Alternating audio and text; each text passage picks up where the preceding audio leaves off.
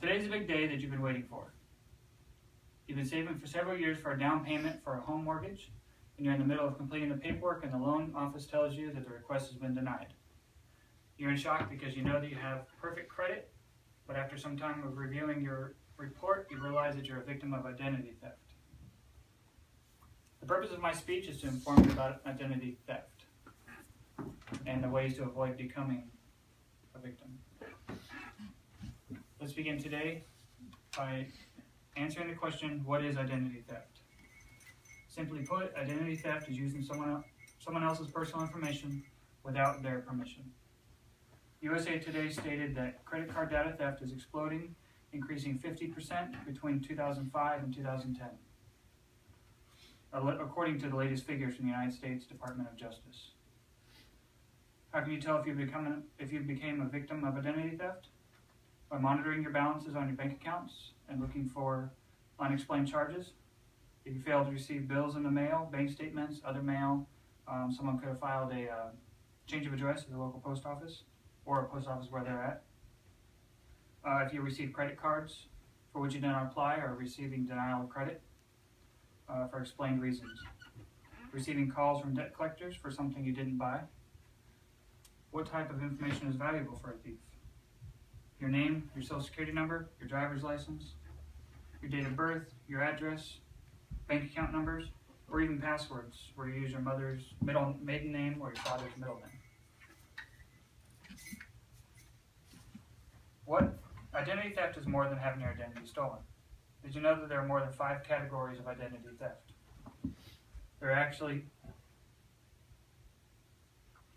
5 categories of identity theft, according to Identity Theft Resource Center.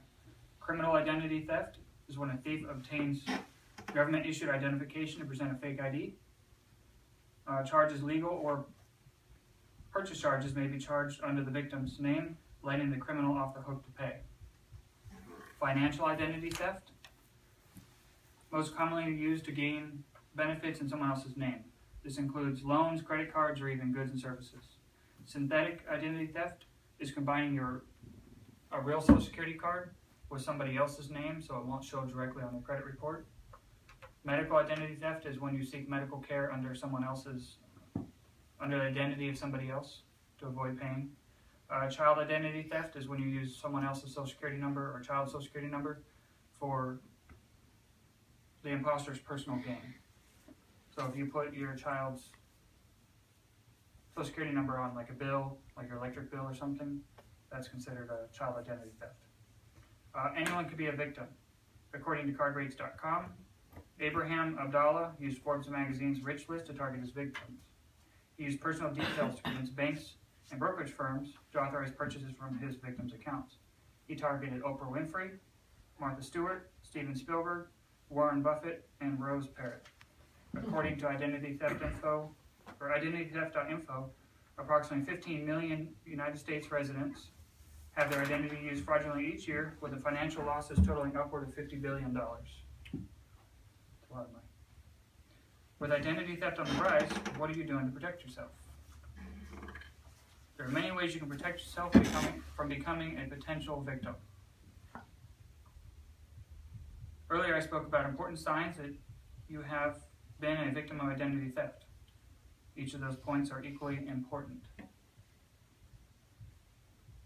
Your name by itself doesn't expose a lot of information. Your social security number does not provide much information either. You can find out a lot from your social security number, but by itself it's not that bad. But with your driver's license, you have your name, your address, sort of physical description, your hair and your eye colors, your date of birth, a picture of you. They have all that information. Bank accounts, or even passwords. No. Bank accounts. Sorry, I lost my track. Proper disposal of protection of PII is the best way to avoid becoming a victim. If you get bills in the mail and you have PII on them and you don't need the documents anymore, shred them or properly dispose of them, burn them, do something with them. When you're at the store, type in your PIN number, cover up the keypad. Most of the ones today have the little plastic flaps on it so you can kind of hide your keypad or the PIN number. Only send PII through emails to trusted contacts. If you get an email from Nigeria saying you won $50 million, that's a good way to get your identity stolen.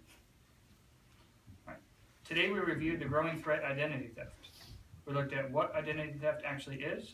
We observed that there are 5 categories of identity theft. And finally, we covered some basic ways to prevent becoming a victim of identity theft. I'd like to leave you with the words of Frank Abagnale. The police don't protect consumers. People need to be more aware and educated about identity theft. You need to be a little bit wiser, a little bit smarter, and there's nothing wrong with being skeptical. We live in a time when if you make it easy for someone to steal you, someone will.